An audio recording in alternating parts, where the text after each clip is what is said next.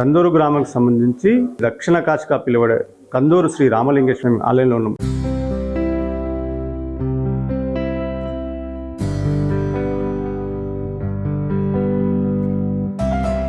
దక్షిణ కాశి అని పిలుస్తారు. అంటే ఉన్నవాడు కాశీ పోతాడు, లేనివాడు కందూరు వస్తాడండి.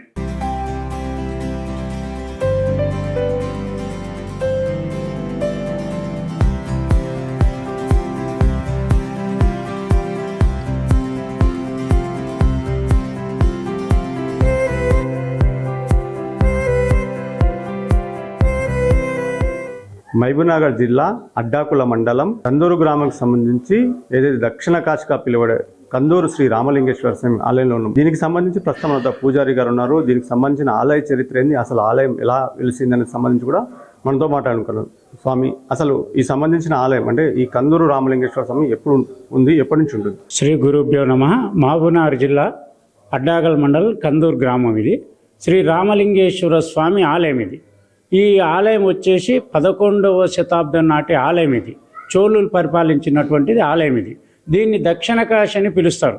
ఇది వచ్చేసి ముఖద్వారం దక్షిణ ద్వారం, స్వామివారు వచ్చేసి పడమర. పూర్వం స్వామివారు కొండపైన ఉండేవారని తమ్మలి వంశస్థురాలైన భక్తురాలు ప్రతినిత్యం వెళ్ళి స్వామివారిని పూజించేది. పూజ చేస్తూ చేస్తూ అమ్మవారు గర్భవతి అయినప్పుడు, స్వామి నేను నిండు చూలాలని, కొండ వెక్కలేను దిగలేను, మీ పూజ లేనిదే నేను ఉండలేను అని స్వామివారిని వేడుకుందట. వేడుకున్నప్పుడు స్వామివారు అమ్మవారికి ప్రత్యక్షమయ్యి, సరే నీ చేతనైనంత దూరం వెళ్ళి నిలబడు, అక్కడ వచ్చి ప్రత్యక్షమైతే అని చెప్పాడట అమ్మవారికి. అమ్మవారు కిందికి వచ్చిన తర్వాత స్వామివారు రథంపై బయలుదేరినాడు. బయలుదేరినప్పుడు ఉరుములు మెరుపులు భీకరమైన శబ్దాలకు అమ్మవారు భయపడి వెనక్కి తిరిగి చూసింది. చూసినప్పుడు స్వామివారి రథంపై విడిపోయి ఒకటేమో కోనెట్ల, ఒకటేమో ఇక్కడ స్వామివారు స్వయంగా వేసుకొని పిలిచినాడు. అమ్మవారు కూడా పక్కనే శిల అయింది, తమ్మలి వంశస్త్రాలైన అమ్మవారు. స్వామివారు ఒకటేమో కోనెట్ల పడింది.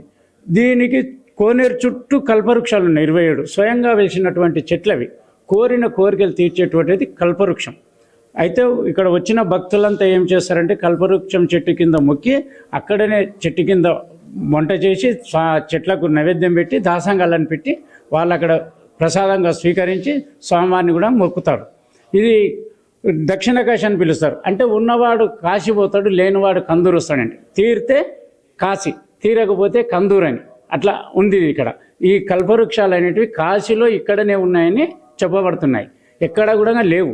కల్పవృక్షాలు బాగా పేరుగొందినటువంటి చెట్లు కాబట్టి ఇక్కడ కోరిన కోరికలు తీర్చేటువంటిది కదంబ వృక్షం. అంటే కల్పవృక్షాలకు సంబంధించి అవి చరిత్ర నుంచి అప్పటి నుంచే ఉన్నాయి. ఇప్పుడు ఎవరైనా నాటినదా కల్పవృక్షాలు? కల్పవృక్షాలు స్వయంగా వేసినటువంటి చెట్లు అవి, ఎవరు నాటినవి కాదు. స్వయంగా వచ్చిన చెట్లే అవి, ఎవరు పెట్టినవి కావు. కాబట్టి వీటికి అంత ప్రత్యేకత ఉంది. అంటే కోనేటిలో ఏదో రథం సంబంధించిన ఏముంది? కోనేటిలో ఏముంది? కోనేరులో రథచక్రం పడింది కాబట్టి ఆనాటి నుంచి ఈనాటి వరకు కూడా కోనేరు అనేది వెండిపోయింది లేదు ఎవరు చరిత్రలో. అంటే ప్రధానంగా ఇక్కడ దక్షిణ కాశీగా పిలవడానికి ప్రధాన కారణం ఏంటి? ఇది దక్షిణ కాశీని పిలవడానికి ముఖద్వారం వచ్చేసి దక్షిణ ద్వారం, ధ్వజస్తంభము నంది కానీ దక్షిణానికి ఉన్నాయి. ఇవి ఈ స్వామివారు వచ్చేసి పడమర పశ్చిమం, అందుకే దీన్ని దక్షిణ కాశీ అని పిలుస్తాం. ఏ రాజుల సమయంలో దీని చరిత్ర నిర్మించినట్టు కనిపిస్తుంది? 11వ శతాబ్దం నాడు చోళులు పరిపాలించినటువంటి ఆలయం ఇది. వాళ్ళే నిర్మించినారు, వాళ్ళే అప్పుడు చేసినారు. ఇది 900 సంవత్సరాలు అయింది కాబట్టి అప్పటి నుంచి ఉంది ఈ గుడి. అంటే దీనికి సంబంధించిన ఆనవాళ్ళు ఏంటి, చరిత్ర ఏం చెప్తుంది? చరిత్ర ఉన్నది ఇక్కడ, దాని మీద శిలాఫలకం ఉంది. కాకపోతే చాలామంది ప్రయత్నం చేశారు కానీ అది వాళ్ళకి అంతు దొరకలేదు, అట్లాగే ఉండిపోయింది ఇది. అయితే చెప్పుడు మాత్రం అప్పటి 11వ శతాబ్దం నాడని ఉంది, దాని మీద అట్లాగే ఉంది అన్నమాట. దీనికి సంబంధించి అంటే డెవలప్మెంట్ ఎలా ఉంది, ఎలా కొనసాగుతుంది? ఇప్పుడు శివరాత్రి ఉంది, ఎలా కొనసాగుతుంది? ఇక్కడ ఉత్సవ కమిటీ ఉన్నది, ఇక్కడ చైర్మన్ గారు, కమిటీ మెంబర్సు, పెద్దలు నాగిరెడ్డి గారు, రవీందర్ శర్మ గారు, దామోదర్ రెడ్డి గారు, ఇక్కడ మిగతా వాళ్ళంతా కమిటీ మెంబర్స్ ఉన్నారు. వాళ్ళు డెవలప్ చేస్తున్నారు. మన ఈఓ గారు ఉన్నారు, మదన్ సార్ ఏసీ గారు కూడా ఉన్నారు. వాళ్ళ పర్యవేక్షణలో ఎటువంటి ఇబ్బంది లేకుండా మంచినీటి వసతి కానీ చలువ పందిర్లు కానీ బాగా ఏర్పాట్లు చేసినారు. ఇక్కడ శివరాత్రికి ఎలాంటి ఇబ్బంది కలగకుండా రోజు పొద్దున్న 4 గంటలకు గుడి ఓపెన్ అవుతుంది, రాత్రి 3 గంటల వరకు అభిషేకాలు నడుస్తాయి. ప్రతిరోజు కూడా ఉదయం 6 నుంచి రాత్రి 8 గంటల వరకు ఆలయం తెరిచే ఉంటుంది. ఇక్కడ వచ్చే భక్తులకు ఎలాంటి ఇబ్బంది ఉండదు. శివరాత్రి నాడు పొద్దున 3:30కు రుద్రాభిషేకం ఉంటుంది. మహాన్యాసపూర్వకంగా రుద్రాభిషేకం చేసి ఆ తర్వాత భక్తులకు అందరికీ అభిషేకాలకు అనుమతిస్తాము. రాత్రి 11 గంటలకు లింగోద్భవ టైంలో రుద్రాభిషేకం మహాన్యాసపూర్వకంగా మళ్ళీ రుద్రాభిషేకం ఉంటుంది. రుద్రాభిషేకం తర్వాత హారతి, ప్రసాదాలు వితరణ అన్ని జరుగుతాయి. ప్రస్తుతం మనం చూస్తున్నాము ఏదైతే శివరాత్రి సందర్భంగా 4 గంటల నుంచి కూడా భక్తులు భారీగా స్వామివారి దర్శనం చేసుకుని దీనికోసం అన్ని ఏర్పాట్లు పూర్తి చేశారు. శివరాత్రి ఈ రోజు అంటే జాగరణ చేస్తే పుణ్యం లభిస్తుందనే భక్తుల నమ్మకం. 11వ శతాబ్దం చెందిన కాకతీయ ప్రతాపరుద్రుడు ఈ గుడిని ప్రారంభించినట్లు కూడా చరిత్ర చెప్తుంది. వనవాస సమయంలో రాముడు ఇక్కడ లింగాన్ని ప్రతిష్ఠించేందుకు శ్రీ రామలింగేశ్వర సమయాన్ని పేరు వచ్చినట్లు కూడా తెలుస్తుంది. 24 కల్పవృక్షాలని కల్పవృక్షాలకు సంబంధించి కూడా ఇక్కడ ప్రత్యేకత. ప్రతి సోమవారం పండుగలతో పాటు శివరాత్రులు, ముక్కోటి ఏకాదశి ఇలాంటి సందర్భాల్లో కూడా భక్తులు భారీగా తరలి వస్తారు. దీనికి సంబంధించి కూడా ఎలాంటి ఇబ్బందులు లేకుండా ఏర్పాట్లు పూర్తి చేయాలని ఆలయ కమిటీ సంబంధించి చెప్తున్నారు. శివరాత్రి సందర్భంగా ప్రత్యేక ఏర్పాట్లు చేశామని కూడా ఆలయ కమిటీ వాళ్ళు చెప్తున్నారు.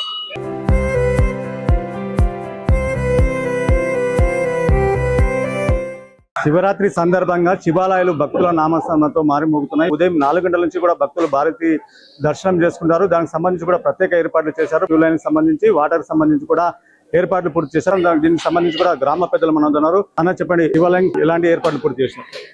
ఈరోజు మహాశివరాత్రి మహోత్సవాన్ని పురస్కరించుకొని ఏదైతే కందూరు రామలింగేశ్వర స్వామి ఈ పుణ్యక్షేత్రం దగ్గర దాదాపు భక్తులకు సరిపోయినటువంటి అన్ని ఏర్పాట్లు కూడా చేయడం జరిగింది.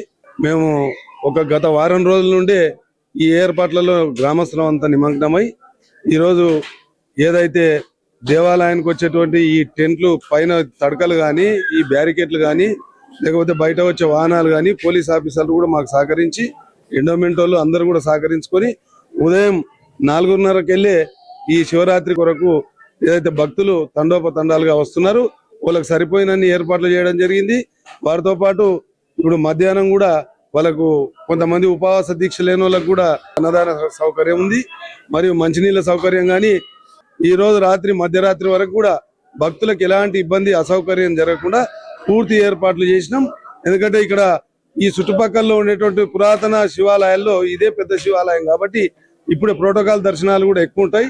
ఇప్పుడే జిల్లా పరిషత్ సిఇఓ గాని, ఎస్పీ స్థాయి అధికారి గాని వచ్చి ఇప్పుడే అభిషేకం చేసి వెళ్ళడం జరిగింది. కాబట్టి కనుక ఇంకా రాత్రి వరకు కలెక్టర్ గాని, ఇంకా కొంతమంది అధికారులు అందరూ కూడా వస్తారు. ప్రోటోకాల్ దర్శనాలు ఉంటాయి. భక్తులకు ఎలాంటి ఇబ్బంది జరగకుండా పూర్తి స్థాయిలో ఏర్పాట్లు చేసినాం. దీనికంతా కందూరు గ్రామస్తులు గాని, పోలీస్ అధికారులు, ఎండోమెంట్ అధికారులు అందరం ఒకటే తాటిపైకి వచ్చి ఇదంతా చేయడం జరిగింది. గ్రామానికి సంబంధించి పురాతన శివాలయం అంటే 11వ శతాబ్దానికి సంబంధించి ఏం చరిత్ర చెప్తారు? ఇది చాలా పురాతనమైన దేవాలయం, 13వ శతాబ్దానికి సంబంధించింది. అయితే ఇక్కడ ముఖ్యంగా చెప్పాలంటే పూర్వము కొండపైన ఉండేవాడు దేవుడు. అయితే ఇక్కడ తంబల్ వంశస్థులు పూజాధికారులు నిర్వహిస్తుంటారు. తంబల్ వంశానికి సంబంధించిన స్త్రీ రోజు పైకెక్కి కొండ మీదకి ఎక్కి పోయి పూజ చేసి కిందికి వచ్చేటువంటిది. అయితే కాలక్రమేణా ఆమె గర్భం దాల్చడం వల్ల నేను పైకి రాలేను, మీరే కిందికి రావాలంటే ఆమె మొర ఆలకించి వచ్చేటందుకు ఒప్పుకొని వస్తుంటే, రథం మీద వస్తుంటే పెద్ద శబ్దం జరిగింది. అయితేనంటే ఆ శబ్దానికి భయపడి వెనక్కి తిరిగి చూసింది. అక్కడే ఆమె శిల అయిపోయింది. ప్రస్తుతం ఆమె యొక్క విగ్రహం కూడా లోపల దేవాలయంలో ఉంది. రథ చక్రం ఒకటి కోనెట్లో ఉంది, ఒకటేమో పాన్వట్టంగా ఉంది. అయితే ఇది మహబూబ్నగర్ జిల్లాలోనే పేరెన్నిక గల శివాలయాలలో ఇది కూడా ఓ ఆలయం. ఇక్కడికి ప్రతి శివరాత్రికి చాలా మంది భక్తులు వస్తుంటారు. అలాగే ఇక్కడ బ్రహ్మోత్సవాలు కూడా మార్చి 1వ తారీఖు నుంచి ఉగాది వరకు నడుస్తుంటవి. భక్తులు అప్పుడు కూడా చాలా పెద్ద ఎత్తున వస్తుంటారు. భక్తులకు సరిపోయిన సౌకర్యాలు కూడా ఇక్కడ ఏర్పాటు చేయడం జరిగింది. కాశీ తర్వాత దక్షిణ కాశీగా పేరు పొందిన ఈ శివాలయం, కాశీ తర్వాత ఇక్కడే కల్పవృక్షాలు ఉన్నాయి అంటే ఎలా చెప్తారు? పురాతన కాలం నుంచి కూడా దక్షిణ కాశీగా, ఉత్తర కాశీ ఒక ఎత్తు అయితే దక్షిణ కాశీగా పిలువబడిన కందూరు గ్రామము. ఈ కందూరు గ్రామ ప్రత్యేకత ఏంటంటే కల్పవృక్షాలు అనేది 27 కల్పవృక్షాలు కోనేరు చుట్టూ ఉండడం జరిగింది. కాబట్టి మరి కల్పవృక్షాలు ఉండి అంతా ఈ పేరుగాంచిన దేవాలయం కాబట్టి ఎక్కువ మంది భక్తులు అంతా ఇక్కడ వచ్చి తప్పక దర్శనం చేసుకుంటారు.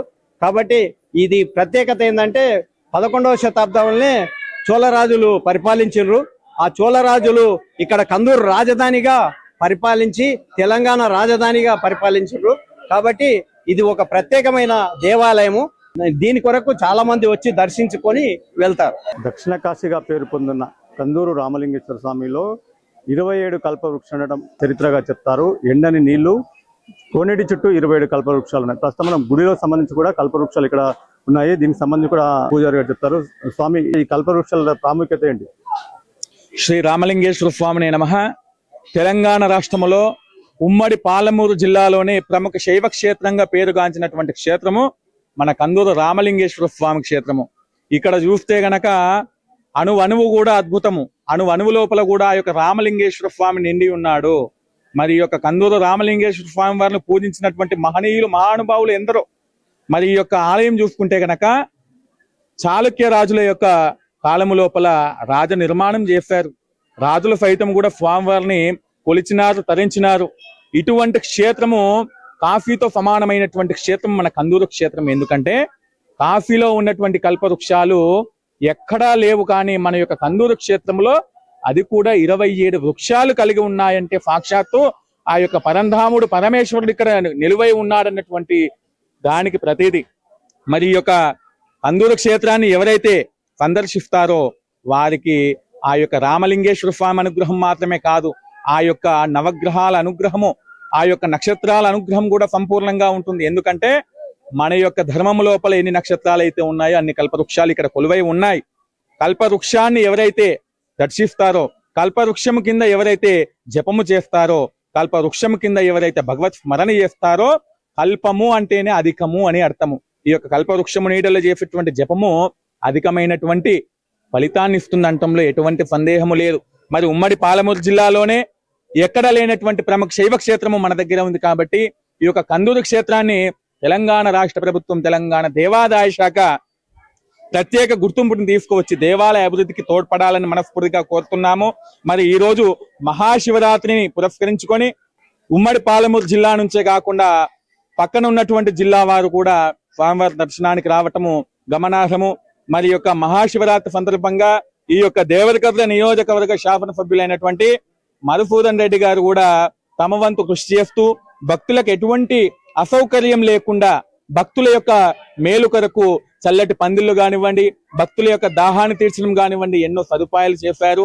మరి ప్రతి ఒక్కరము కూడా ఈ యొక్క ఉమ్మడి పాలమూరు జిల్లాలో ఉన్నటువంటి మన కందూరు రామలింగేశ్వర స్వామి క్షేత్రాన్ని సందర్శిద్దాము, క్షేత్రములో ఉన్నటువంటి కల్పవృక్షాలను దర్శిద్దాము, ఆ యొక్క రామలింగేశ్వరుని అనుగ్రహాన్ని పొందుదాము. ఈ యొక్క కందూరు క్షేత్రం లోపల ఎన్నో బ్రహ్మోత్సవాలు జరుగుతూ ఉంటాయి. మాస శివరాత్రి కానివ్వండి, మహాశివరాత్రి కానివ్వండి. ఇందులో ముఖ్యమైనటువంటిది ఉగాది సమయం లోపల జరిగేటువంటి బ్రహ్మోత్సవాలు అత్యంత వైభవంగా నిర్వహించబడుతుంది. ఈ యొక్క ఉగాది సమయంలో జరిగేటువంటి బ్రహ్మోత్సవాల లోపల ఆ యొక్క రామలింగేశ్వర స్వామిని వీక్షించడానికి ఈ యొక్క తెలంగాణ రాష్ట్రం నుంచే కాకుండా ఇరుగు పొరుగు రాష్ట్రాల నుంచి కూడా భక్తులు విచ్చేస్తా ఉంటారు. మరి ఈ యొక్క క్షేత్రానికి తనికేల భరణి గారు కూడా ప్రత్యేకంగా స్వామివారి దర్శనానికి వచ్చేసి ఆ యొక్క రామలింగేశ్వర స్వామి మీద కూడా ప్రత్యేకమైనటువంటి గేయాలను, పద్యాలను, పాటలను పాడటం జరిగింది. కాబట్టి ప్రతి ఒక్కరు కూడా క్షేత్ర అభివృద్ధి, మన క్షేత్రాలను మనమే అభివృద్ధి చేసుకోవాలి.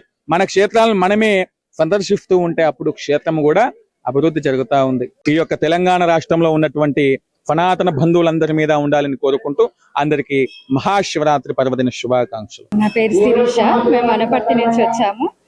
అందరికీ మహాశివరాత్రి శుభాకాంక్షలు. ఇక్కడ చాలా మంచిగా అనిపిస్తుంది ఈ వాతావరణం అంతా.